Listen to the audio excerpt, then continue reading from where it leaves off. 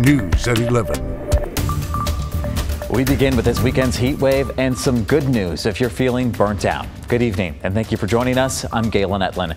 Temperatures are falling, luckily, but just barely missing the 100-degree mark in the Willamette Valley today. And tonight we are also remembering the lives lost to last year's historic heat dome when extreme temperatures lasted days and reached a record 116 degrees.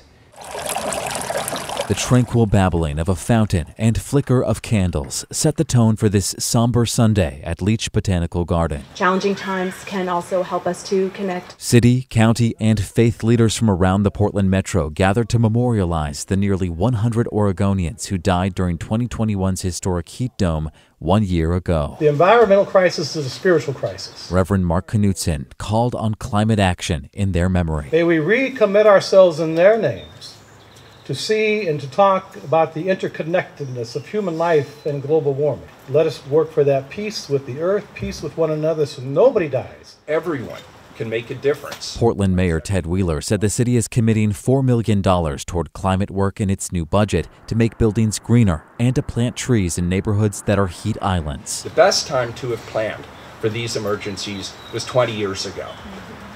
But we didn't. The fact is, we weren't ready. Multnomah County Commissioner Lori Stegman also spoke as part of Heat Week, a series of events raising awareness about safety resources. Your message is timely, important, and life-saving. A new Multnomah County report showed disproportionate impact on men, older adults, non-Hispanic white people, people living alone, those without housing, multifamily homes, and people without access to cooling. And as 90-degree temperatures settled over the garden, leaders called on everyone to reach out to vulnerable neighbors. This isn't just a government issue. And ultimately, to make drastic policy and life changes to slow climate change and lower frequency of extreme weather events. Our very way of life is imperiling all life on Earth. Everything about that must change. For the continuity of the human race, there's nothing less at stake. A plea to preserve nature's tranquility with flickers of hope for the future. Now, all this week, you can join Heat Week events. They range from educational to recreational with seminars, bike rides, and first aid trainings.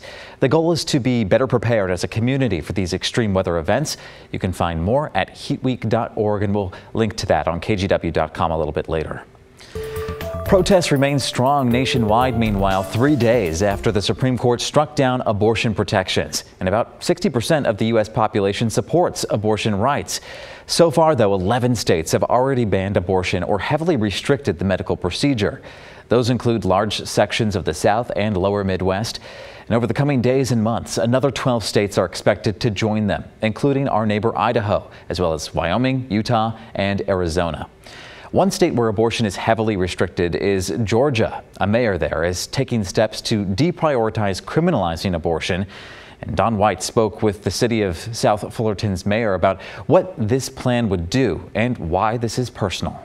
I wrote this story in a way that left more questions than answers. City of South Fulton Mayor Khalid posted this picture on Instagram after the U.S. Supreme Court overturned Roe v.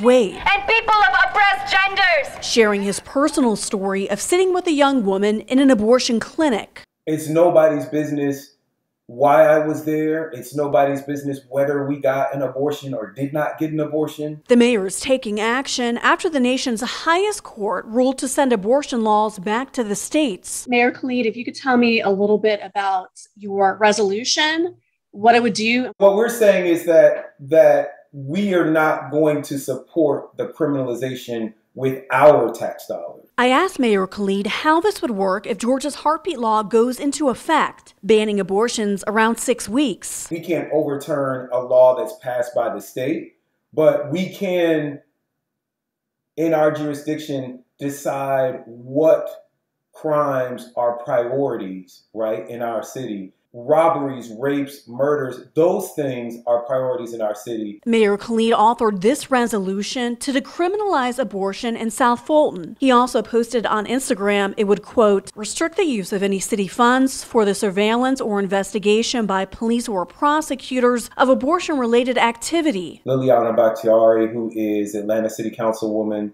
she passed this legislation just last week in Atlanta. My brother, Kirkland Carden, who is a Gwinnett County Commissioner, is introducing this legislation this month. I reached out to South Fulton Police Chief Keith Meadows, who told me this is the first he's heard of the resolution and wants to talk to the city attorney before commenting. We are going to deprioritize that the same way that we have deprioritized checks for immigration or deprioritize the criminalization of cannabis less than an ounce. Mayor Khalid expects City Council to vote on his resolution the fourth Tuesday in August. In the city of South Fulton, I'm Dawn White.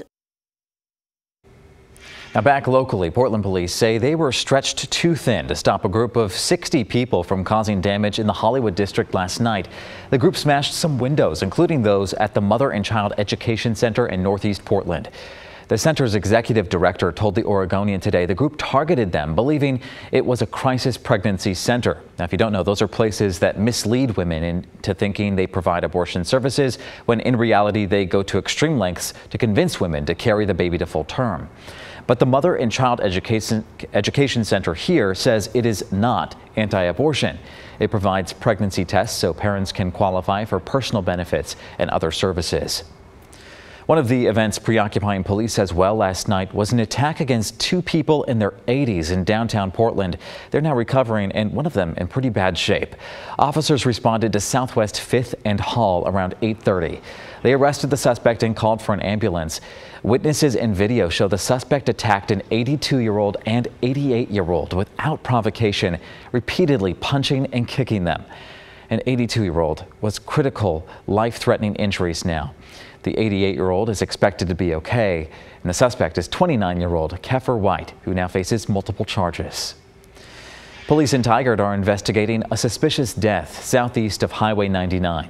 Officers responded just before 1 this afternoon. They found a victim, but they're not saying much else yet. Authorities did say they're talking with a person of interest and that they think there's no danger to the public.